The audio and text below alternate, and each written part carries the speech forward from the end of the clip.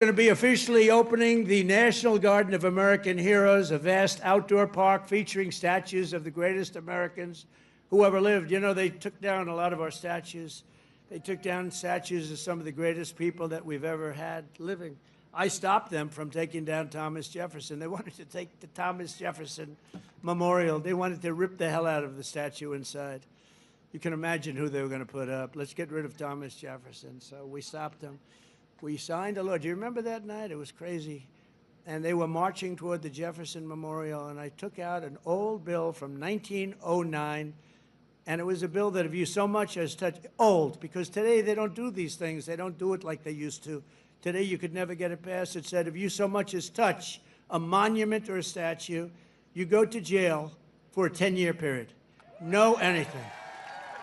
So they were marching down there, and in the middle of their march, I gave a news conference. I said, anybody that touches, and I'm signing, immediately goes to jail for a 10-year period. That march broke up so quickly you've never seen.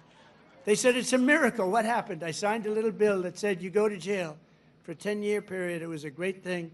It was an old bill that wasn't used. In fact, I don't know. I hope we don't have to use it again. But they're learning that, you know, we saved Los Angeles. If we didn't send in the National Guard, I would have sent it in the military if they needed it. But if we didn't send in the National Guard, Los Angeles would have been burned down to the ground, just like half of their houses were burned down to the ground because they didn't give water that they had plenty of.